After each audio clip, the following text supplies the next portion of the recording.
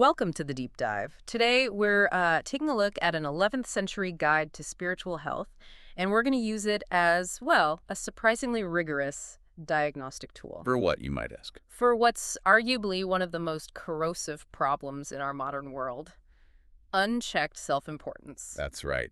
Our source material today, it's rooted in one of the really foundational texts in Islamic scholarship, Imam Ghazali's Ihyâ'u Ulûmi'd-Dîn, the revival of the religious sciences. hmm And Ghazali, he dedicates a whole quarter of this huge work just to identifying and treating spiritual sicknesses. So our mission today is to take Ghazali's systematic analysis of this self-important stuff, specifically the concepts he calls Kibr, UCB, and gurur, and really map out how they work. Yeah, we want to understand why a philosopher from like 1,000 years ago seems to have perfectly diagnosed issues we're grappling with right now.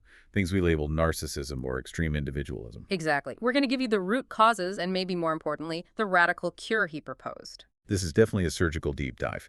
Ghazali doesn't just, list bad behaviors. He goes deeper. He pinpoints the internal pathology. Okay. So to start, we really need to clearly define these three terms. They're intertwined, sure, but they're distinct diseases of the ego. Okay, let's nail down the difference then. If these three are all sort of forms of pride, where does one end and the next begin? How do they relate? Right. Well, the defining line basically is whether the ego's feeling stays internal or if it gets externalized, acted upon.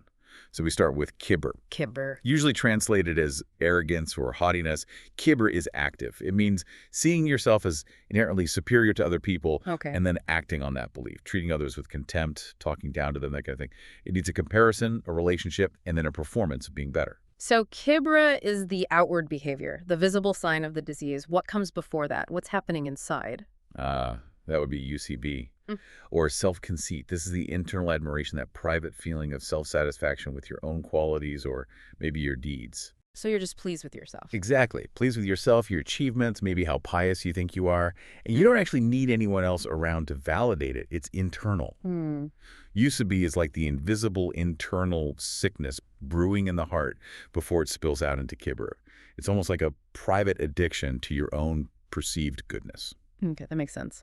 And finally, gurur. This one feels a bit broader, maybe. It is, yeah.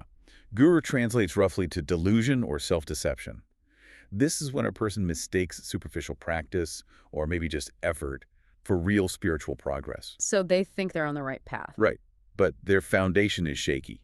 It's based on false assumptions about what piety really means or what true knowledge looks like. Yeah. And Ghazali, interestingly, he focuses gurur especially on religious people, scholars, worshipers, ones who, should really know better but are kind of blind to their own ego traps. Got it. Kibr is the action, UCB is the internal feeling, gurur is the delusion about your standing. Pretty much. That's the framework. Okay, let's dive into Kibr first, the arrogance piece. Because the sources, they don't just treat this as a bad habit. They frame it as an existential danger, like a cosmic rebellion. That's absolutely right. Ghazali argues Kibr is fundamentally an attempt to claim Kibriya, which means absolute greatness. A divine quality. Precisely, a quality belonging only to the divine. So Kibri is like trying to usurp a divine attribute. And the classic example Ghazali gives is Satan refusing to bow to Adam. Right, saying, I am better than him. That phrase is Kibra, perfectly captured. The ego claiming superiority where humility is the only appropriate response. And the spiritual consequences here, they're presented as absolutely terrifying. The sources mention that warning from the prophet. Yes, the hadith. A person with even a speck of Kibr in their heart shall not enter paradise. Wow, a speck. It's positioned as the ultimate spiritual barrier. Arrogance, Kibr, it blocks essentially every virtue you need for spiritual growth. Sincerity, compassion, mercy. And the ability to learn, I guess. Crucially, yes. The ability to accept truth. If you're convinced you're superior, how can you possibly learn or repent or even recognize your own flaws? You can't. So here's where Ghazali's diagnosis gets really practical, almost like a checklist. He details 7 specific roots, right? The things the ego latches onto to fuel this Kibr. Yes, the 7 well springs, you could call Yeah. them. They are knowledge, ilm, lineage or status, naseb, beauty, simal, strength, kuvat, wealth, zingenlik, Okay, those make sense. then worship, abade, and finally having followers or support, ebavinsar. So basically, anything good or advantageous about you, the ego can twist. Anything. It takes any of these qualities and flips it into a reason to feel superior to others. What I found really fascinating, though, is the hierarchy he presents. He says arrogance coming from knowledge and worship is way more toxic, harder to cure than arrogance from just wealth or beauty. Why is that? It's a crucial distinction because someone whose pride is based on, say, wealth, zenginlik, or physical beauty, simal, these external fleeting things deep down, they kind of know these can disappear overnight. They're like ornaments. Right. But when Kibr comes from knowledge, ilm, or worship, ebede, the person starts to believe the superiority is inherent to them. It's part of their character, their intellect, their piety. So if I lose my job, my pride based on wealth takes a hit, sure.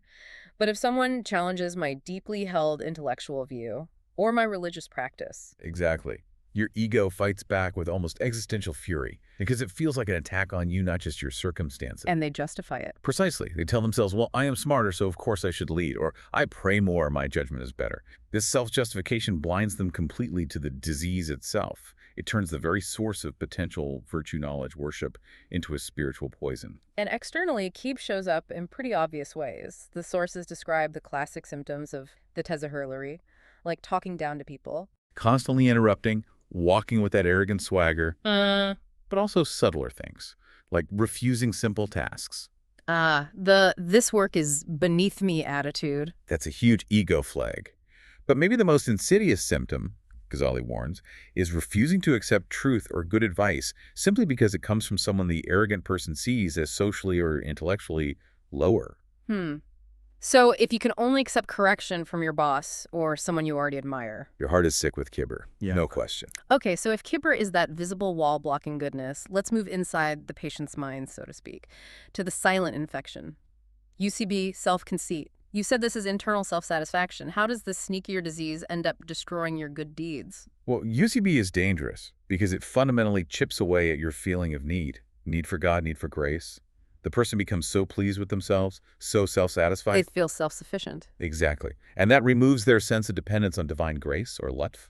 That shift from gratitude to a kind of entitlement is spiritually fatal. How so? What does it lead to? Two main spiritual catastrophes, according to Ghazali. First, they start forgetting sins. They think, look at all the good I'm doing now. Surely that cancels out, or at least outweighs, my past mistakes. So the urgency for real repentance, for seeking forgiveness, just vanishes. They stop looking back. Right. And second, they start magnifying deeds.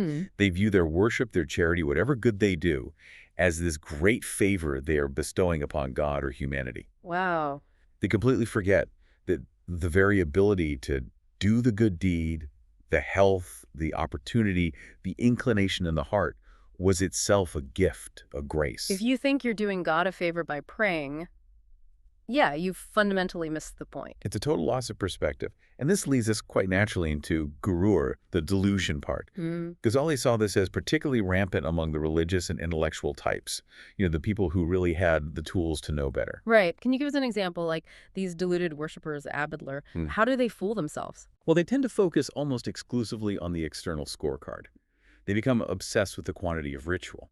Like how many prayers, how many chapters recited? Exactly. Performing 1,000 extra prayers, fasting constantly, completing recitations over and over. But they neglect the vital inner work, what Ghazali calls fakulbatan, the jurisprudence of the inner self. So they're acing the external performance metrics, but ignoring the internal operating system, the heart's condition. That's a great way to put it. They believe the sheer volume of external acts will somehow magically compensate for internal corruption. They ignore the need to purify the heart from things like riya showing off in worship or hasid envy. They assume the external actions alone will do the trick. It's like spiritual automation without any self-awareness. And the deluded scholars, the ulema, they fall into a different kind of trap, right? Using knowledge for status. Yes, their ego trap often revolves around seeking status, Riya said, and engaging in intellectual competition. And the trap really snaps shut when their views are contradicted. The academic argument turns personal. Violently so, sometimes. They become incredibly angry, defensive, and they mistake this ego-driven rage, this fear of losing face or intellectual ground. They mistake it for righteous anger, for God's sake. So they basically rationalize their professional jealousy or their bruised ego as holy zeal. Precisely. Ghazali has this brilliant diagnostic test here. He says, if their anger were truly pure, For God's sake, they'd be just as happy if their rival corrected the mistake or if the truth came out some other way. The important thing would be the truth itself. But that's not what happens. No. If they feel bitterness, sadness, resentment when a rival gets praised or when their own opinion is proven wrong, that confirms it. It's Kibr and Hased hiding behind a mask of piety. Okay, so we've thoroughly diagnosed the patient. Bleak picture. Now, the cure. If these diseases, Kibr and Yusabi, gurur, create this ultimate separation, then the antidote has to be tevazu, right? Profound humility. That's the goal. Tevazu is the cure. And Ghazali outlines this really practical two-pronged strategy. You need both cognitive reframing and behavioral conditioning. Right. Changing how you think and changing how you act. Let's start with the thinking part. The theoretical treatment. Ilmî tevazu. This is all about shattering that inflated self-perception. It's cognitive restructuring. The core practice here is deeply contemplating your axiate, your fundamental powerlessness and dependency. So really reflecting on where you came from, Ghazali says a despised drop of fluid, not fey. Right. And where you're going, decaying earth. Kak. The idea is, how can you possibly be arrogant when you consider that? It makes arrogance seem logically absurd. It completely pulls the rug out from under the ego's claims.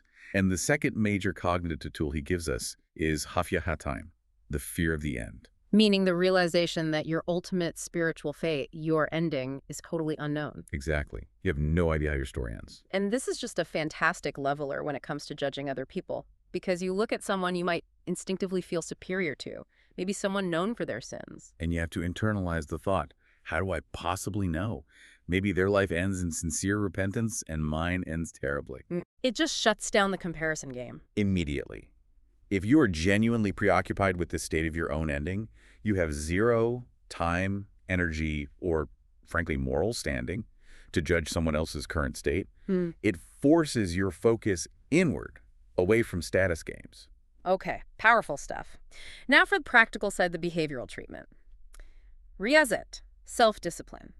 This sounds less like thinking and more like spiritual boot camp. Yeah, it's kind of like a spiritual HIT workout designed to force the ego into submission through action. These 5 tests he proposes are tough because they directly challenge the ego. They're designed to expose that hidden arrogance, right? The stuff the cognitive work might not reach on its own. Ghazali calls them the 5 tests. Imtihânat Hamse. That's right, because they test the heart in real-world situations. Okay, let's run through them. Because honestly, these sound genuinely difficult for a modern person obsessed with status. First is accepting truth, even if it comes from a rival or someone you see as lesser. That's the intellectual humility test. If you feel that physical recoil, that resistance, when someone younger or, less qualified corrects you, you know Kibr is still lurking. Okay. Second, social subservience, like deliberately sitting in the lowest seat at a gathering, near the shoes, the saf and yell, without feeling resentful. Yep. Directly attacks that need for social status and recognition. Third is humble service. Serving your friends, doing basic chores, even going to the market yourself for necessities. Why is forcing yourself to do something menial so important? Because the ego lives on the idea that I am too important for this task. Riyazat makes you physically override that rejection. You perform the humble act repeatedly until the heart stops fighting it, until it starts to feel natural. It's about rewiring your default disposition from pride to humility. Makes sense. And the last 2. Simple living, choosing plain, non-ostentatious clothes. Resisting the urge to signal status through appearance. And dealing with others, specifically accepting invitations from the poor or those considered weak, people who offer no obvious social benefit. Exactly. If your heart resists these simple acts of service, these connections with people who can't elevate your status, Ghazali says the sickness is still deep-rooted. These tests reveal if your humility is just for show, or if it's actually becoming your real default state. Listening to this systematic approach, it feels less like ancient religious philosophy and almost more like, early behavioral psychology. It really does, doesn't it? The connection between Ghazali's 3 pathologies, Kibr, Yusabi, gurur, and modern ideas about narcissism, about extreme competitive individualism, it's uncanny. It aligns almost perfectly.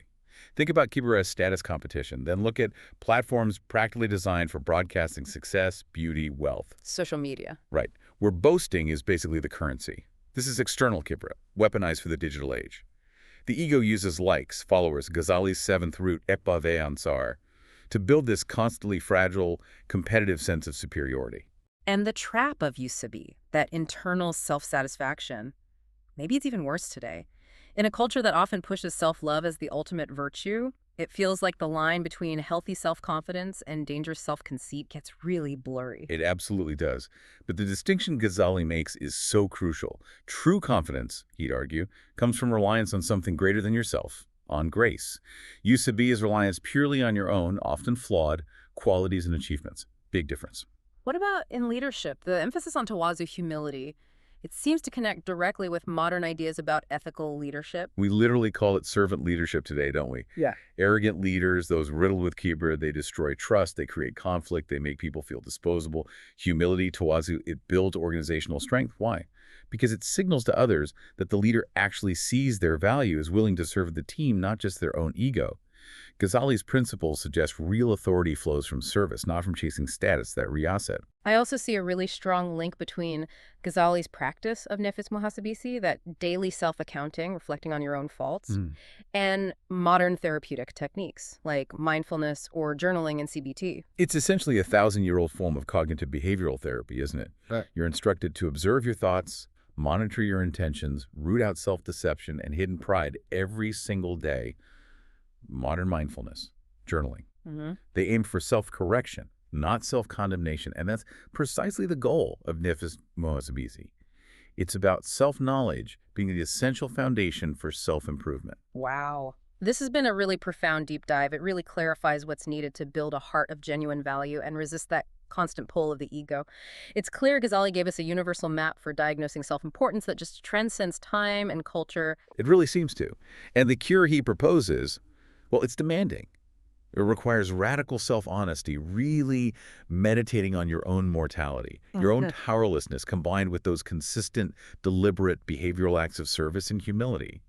Doing it until that practice becomes your second nature, your disposition. And that really brings us to the final, maybe the most challenging thought that Ghazali leaves us with, this profound paradox that seems to define the whole journey from arrogance to humility. Yeah, it's the idea that the only way to truly become something, a person of genuine worth, spiritual depth, real achievement, is to first realize and deeply internalize that fundamentally you are nothing. There are nothing on your own. Exactly. Utterly dependent on grace.